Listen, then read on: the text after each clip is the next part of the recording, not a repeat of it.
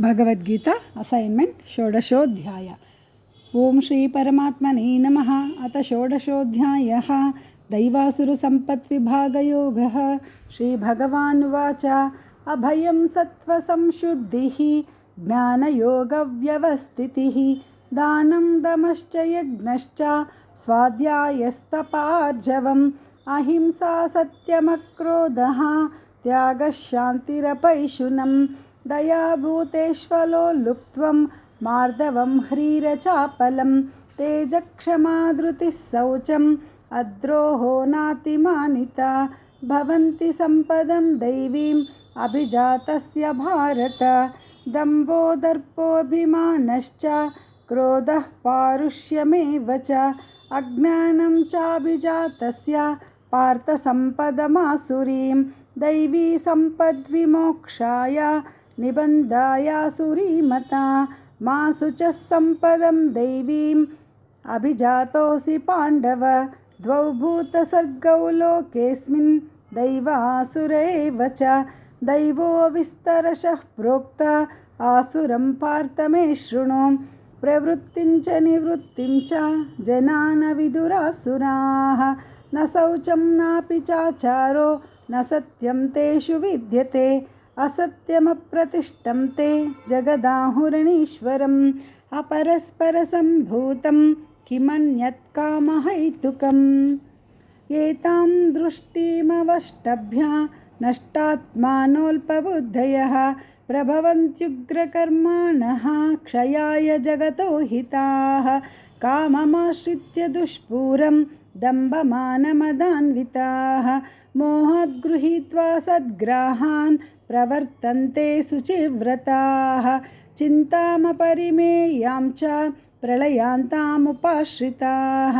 कामोपभोगपरमाम् एतावदिति निश्चिताः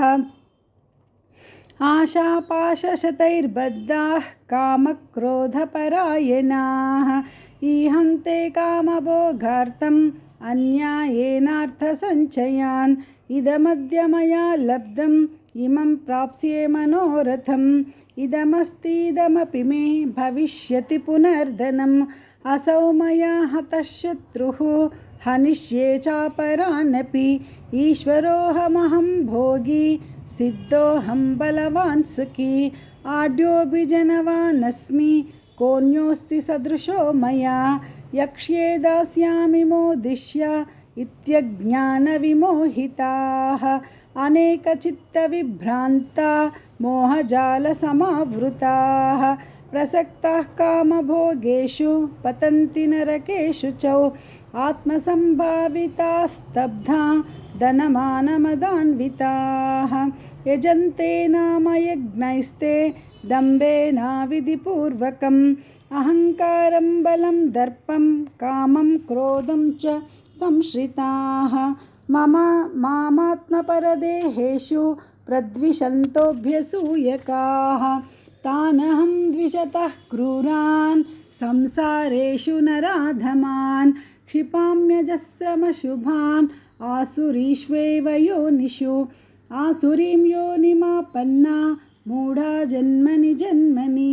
मामप्राप्यैव कौन्तेय ततो यान्त्यधमां गतिं त्रिविधं नरकस्येदं द्वारं नाशनमात्मनः कामः क्रोधस्तथा लोभः तस्मादेतत्त्रयं त्यजेत् एतैर्विमुक्तः कौन्तेय तमोद्वारैस्त्रिभिर्नरः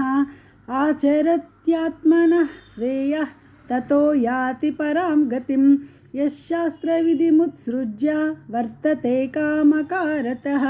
न स सिद्धिमवाप्नोति न सुखं न परां गतिं तस्माच्छास्त्रं प्रमाणं ते कार्याकार्यव्यवस्थितौ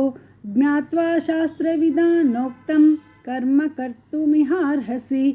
ओम तत्सदिति श्रीमद्भगवद्गीतासूपनिषत्सु ब्रह्मविद्यायां योगशास्त्रे श्रीकृष्णार्जुनसंवादे दैवासुरसम्पद्विभागयोगो नाम षोडशोऽध्यायः।